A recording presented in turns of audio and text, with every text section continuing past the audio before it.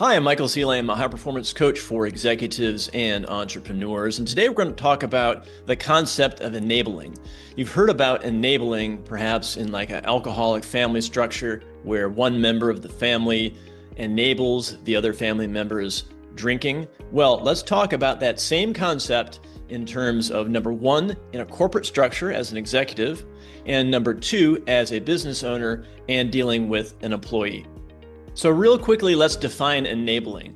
Enabling means you are trying to help somebody. For example, in an alcoholic family, you're trying to help somebody quit drinking, but you're too kind. And what your kindness does is actually enables the perpetuation of that alcoholic problem. That's what enabling classically is. Now let's take it to, first example, in the executive level in a corporate structure. If you're executive in charge, and let's say that you have a COO who has maybe gone rogue and doing decisions on his own, or maybe not performing at a certain level.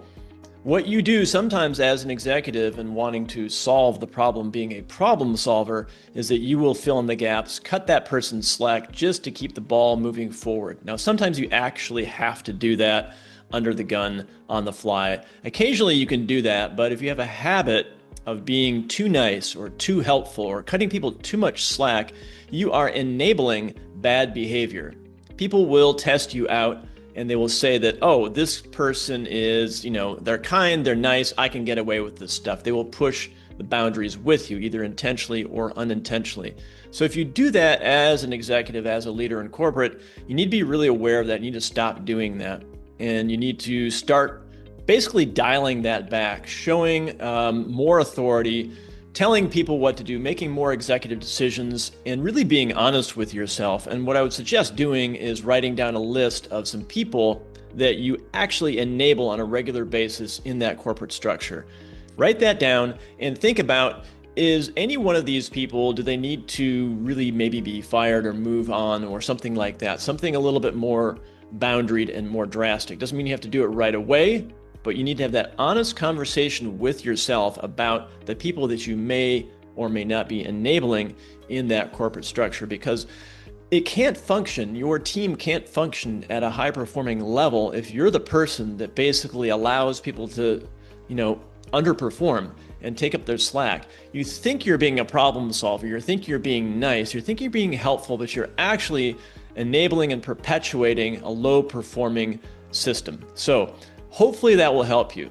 Okay, number two, we're going to talk about an entrepreneur, a business owner, probably a smaller business, maybe has a number of employees, let's say 10 to 30 employees. And let's say that this business owner has a member of the team that's been there from the start of the business. They're almost like family.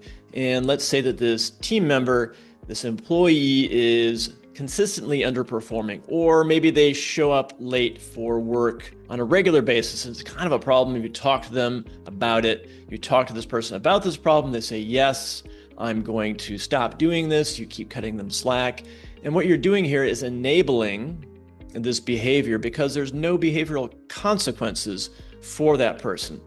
And really on a basic level, a lot of us, well, all of us really, are governed by behavioral consequences. Either there's a punishment or a reward. And I hate to be so simplistic, but that's really true. So let's accept that sort of behavioral reality.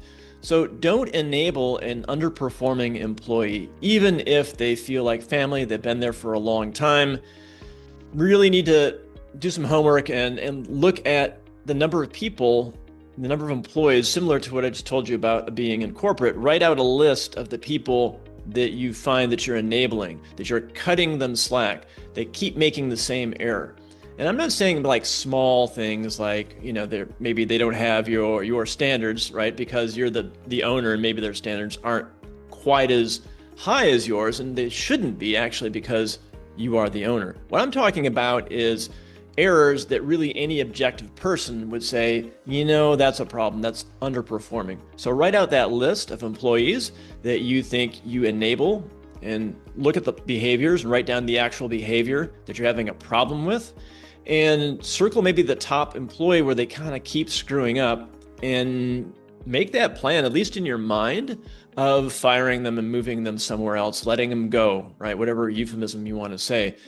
Just be honest about that. Doesn't mean you have to do it right away, but it just means that, employee X, right? They're really not making a change, and you're enabling them and enabling their bad behavior by cutting them so much slack month after month after month. You know who this person is. Usually there's one person as your employee who has this kind of problem, and that's normal. That means that most of your employees are great, and that one person probably needs a better fit job somewhere else. So have that conversation with yourself, be honest, and it's going to relieve a lot of your stress. So in both of these examples, as an executive leader and also as a business owner, you're really going to reduce your stress and overall be much more high performing and efficient if you stop enabling, stop being so helpful, stop problem solving. I know this is counterintuitive because you love to solve problems, but you got to think about the long game.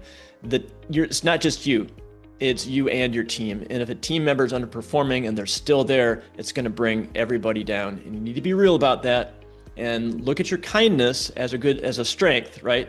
But too much kindness, too much of anything, right, is always a problem. So stop enabling and allow people to step up or step out. So I'm Michael Ceely. I'm a high performance coach for executives and entrepreneurs, and I'm hoping these videos help you get some awareness of just working better in your situation, either in corporate or as a business. It's complex, it can be stressful, but some overall awareness is going to help you win in the long run.